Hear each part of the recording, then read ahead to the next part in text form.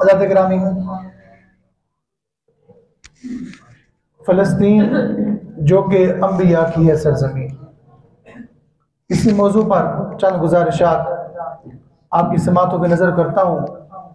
سب سے پہلے کلام ربانی سورہ ابراہیم آیت نمبر 102 کی آیت کریمہ جو میں نے آپ حضرات کے سامنے تلاوت کی ہے، اللہ سبحانہ وتعالی ارشاد فرماتے ہیں وَلَا تَحْسَبَنَّ اللَّهُ غَافِلًا عَمَّا يَعْمَلُ الظَّالِمُونَ إِنَّمَا يُؤَخِّرُهُمْ لِيَوْمٍ تَشْخَصُ فِيهِ الْأَبْصَارُ. And do not think that Allah subhanahu wa ta'ala is unaware of what the wrongdoers do. He only delays them for a day in which sight will be fixed. اللہ کیا فرماتا ہے آیت نمبر 102 کے اندر کہ تم گمان مت کرنا بالکل اس بات کو.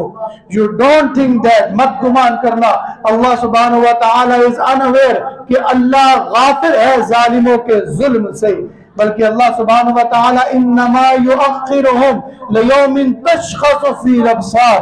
He delays them for a day. وہ تو اس دن تک اس ظلم کو مؤخر کرتا ہے، ان ظالموں کو موقع دیا کرتا ہے، ان کو مہلت دیتا ہے. لیوم تشخص فی الابصار، جس دن آنکھیں کھلی کی کھلی رہ جائیں گی، جس دن کی دہشت سے آنکھیں لوگوں کی کھل جائیں گی. اللہ سبحانہ و تعالی ظالم کو اس کے ظلم پر مہلت دیا کرتا ہے. اللہ سبحانہ و تعالیٰ کے اس فرمان کے بعد اللہ جل مجدہ الکریم مسلمانوں کو یہ بتا رہا ہے، مسلمانوں جن پر ظلم ہوتا ہے نا، تم لوگ اس ظلم پر خاموش رہتے ہو، لیکن یاد رکھ لو اللہ رب العزت اس ظلم کو مؤخر ضرور کر دیا کرتے ہیں، ان پر عذاب لانا ظالم کے اوپر سے، لیکن اللہ بھولتا نہیں ہے. اس کے ہاتھ دیر ضرور ہے پر اندیر نہیں ہے. وجہ کیا ہے؟ فلسطین کی ہم بات کیوں کرتے ہیں؟ یہ انبیاء کی سرزمین ہے. فلسطین سے ہمیں کیوں محبت ہے؟ آئیے سنیے ذرا فلسطین سے ہمیں محبت کیوں ہے. اس کی سب سے پہلی وجہ اللہ کا قرآن ہے، جو سورہ بنی اسرائیل کے اندر رب ذوالجلال اس فلسطین میں موجود اس مقدس شہر کی بات کرتا ہے. وہ فرماتا ہے الاقصی الذی بارکنا حولہ لنریہ من آیاتنا، کہ اللہ نے اس کے اندر مقدس شہر مسجد اقصی کا ذکر قرآن میں کیا ہے، اس لیے ہمیں فلسطین سے محبت ہے. پھر وہ اقصی جس کو قرآن کے نزول کے بعد اقصی کہا گیا، اس کے نازل ہونے سے پہلے اس کا نام ارض مقدس تھا، مقدس زمین، پاک سرزمین اس کا نام تھا. پھر دوسری وجہ جو ہم اس سے محبت کرتے ہیں وہ یہ اللہ فرماتا ہے الذی بارکنا حولہ، ہم نے اس کے ارد گرد میں برکتوں کو رکھ دیا ہے. پتہ چلتا ہے یہ ارض مقدس ہر مسلمان کے لیے محبوب کی حیثیت رکھتی ہے، کیونکہ اللہ نے اس میں مسجد اقصی کو بنایا ہے جو کہ مسلمانوں کا قبلہ اول رہا ہے، اور پھر اس کے بعد اللہ نے اس کے ارد گرد میں برکتیں رکھ دی ہیں. اب سنیے ذرا اللہ نے اس کے ارد گرد میں اور کیا برکتیں رکھی ہیں.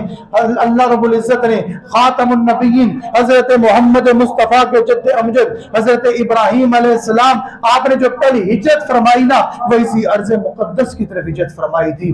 پھر اس کے بعد اللہ سبحانہ و تعالیٰ کے پیارے نبی حضرت موسیٰ کلیم اللہ نے جب اپنی قوم کو کسی شہر میں اترنے کا اللہ کی طرف سے جب حکم آیا تو انہوں نے جس مقدس شہر کی طرف اترنے کا حکم دیا وہ کوئی اور نہیں، یہ ارض فلسطین ہی تھا، جہاں پر وہ لوگ اترے جس بستی کو اللہ نے شرک سے پاک و مطہر کیا ہوا تھا. پھر یہ ارض مقدس ہمیں اس سے محبت اس وجہ سے بھی ہے کہ حضرت داؤد علیہ السلام جنہوں نے محراب تعمیر کیا تھا عبادت کے لیے اور پوری دنیا پر حکومت کی تھی، پھر ان کے بعد حضرت سلیمان علیہ السلام نے پوری اس ارض مقدس پر نبی اکرم صلی اللہ تعالی علیہ وآلہ وسلم کو جبرائیل علیہ السلام براق پر سوار کر کے آسمان کی بلندیوں پر لے کر گئے نا، وہ یہی ارض مقدس فلسطین کی سرزمین تھی وہاں پر. اس لیے ہمیں فلسطین سے محبت ہے. اور پھر اگلی بات سنیے، اسی فلسطین کی سرزمین پر جب مسلمانوں کا رعب طاری تھا دشمنوں کے اوپر تو وہاں پر صرف ایک حضرت عمر فاروق تھے، اور جب اس مقام پر پہنچتے ہیں اپنے غلام کا نمبر آتا ہے سواری کا، اونٹ پر اس کو سوار کرتے ہیں، خود پیدل چلتے ہوئے آتے ہیں، اور پیدل چلتے ہوئے آتے ہیں، کوئی فوج نہیں، कोई फोर्स नहीं, जबकि वहां के लोगों के पास फोर्स भी मौजूद है, लेकिन रोब इतना तारिया मुआहिदा हो चुका था। बैतुल मुकद्दस की चाबियां पैदल चलते हुए हजरत उमर फारूक के हाथ में दे दिया करते हैं वहां पर। ये वही अर्ज़ मुक़द्दस फ़लस्तीन था, वही अर्ज़ मुक़द्दस फ़लस्तीन जिसके साथ आज जुल्म और सितम हो रहा है। और फिर 583 में सलाहुद्दीन अय्यूबी ने जब इस बैतुल मुक़द्दस को फतह किया जो यहूदियों के कब्जे में चला गया था ना, किस बात की भूली है? जब कुरान में अल्लाह ने कहा हर्रदिल मुमिनीन अल किताल इन यकुम मिनकुम अशरूना साबिरूना यग़लिबू मिअतैन। ऐ मेरे प्यारे नबी, इनको जिहाद के लिए तैयार कीजिए। जब तैयार हो जाएंगे 20 साबर, कितने बोल दीजिए, कितने? 20 साबर मुझे चाहिए। 20 साबर 20 कितनों पे गालिब है पता है? अल्लाह कह रहे हैं। कौन कह रहे हैं? अल्लाह कह रहा है, दुनिया का बंदा नहीं कह रहा। फरमाया हर्रदिल मुमिनीन यकुम मिनकुम अशरून साबिरून यग़लिबू मिअतैन। 20 मुसलमान पक्के पक्के डके पक्के पक्के होना, वो 100 काफिरों के ऊपर भारी हो जाएगी। ये कुरान कह रहा है। अब मुझे बता अस्तगफिरुल्लाह ला हौला वला कुव्वता इल्ला बिल्लाह, क्या रब का कलाम झूठा हो सकता है? निकले कुफर का बादशाह वो कहता है वमन अस्दक़ु मिनल्लाहि क़ीला, मुझसे सच्ची बात कौन कर सकता है? फिर तुमने देख लिया है ना, वो चंद मुट्ठी भर लोग थे जिनके पास कुछ ना था, ऐसा उसका रोब उसके ऊपर डाला है, लेकिन ऐसा रोब डाला है अवाबिलों की तरह वो उड़कर आए हैं और उन चंद लोगों ने ऐसा तहलका मचा दिया है। कुर्बानियां तो दे रही है ना, लेकिन कम अज कम उठ के उसके मुंह पर चांटा मार देना ताकतवर के मुंह पर, ये भी कमजोर के लिए बहुत बड़ी बात हुआ करती है।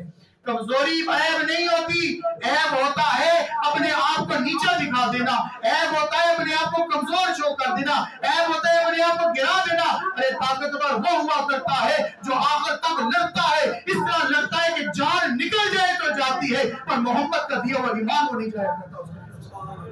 अल्लाह सुब्हानहू व तआला के महबूब ने ये बताया, यही तो वजह थी ना मेरे आका करीम के प्यारे सहाबी सल्लल्लाहु तआला अलैहि वसल्लम के प्यारे सहाबी, ग़ज़वा उहद का मौका है, करीम आका सल्लल्लाहु तआला अलैहि वसल्लम दुश्मन के नरदे में आ चुके हैं, तीरों की बारिश हो चुकी है। एक सहाबी अपना सीना लेकर मेरे आका के आगे खड़े हो चुके हैं, सीने के ऊपर तीर लगते जा रहे हैं और तीर लगते जा रहे हैं, सीने पर तीर खा खाकर वो डरते नहीं है, कहते आका राजी हो गए हैं, आका राजी हो गए, आका राजी हो गए हैं। एक और साहबी सीने पर तीर खाते हैं, आका उसको तीर देते जाते हैं और पता है क्या कहते हैं? कहते हैं मेरे साहबी तुझ पर मेरे माँ बाप कुर्बान हो जाए, तुझ पर मेरे माँ बाप कुर्बान हो। अरे ये हमारी दास्तान है, ये हमारे किस्से हैं। जब तक ये किस्से, जब तक ये चीजें थी, जब तक हम ये थे, हम पूरी दुनिया पर हुकूमत कर रहे थे। जब हम नीचे उस वक्त गिरे हैं जब हमने दुनिया की मोहब्बत को सीनों में डाल दिया है।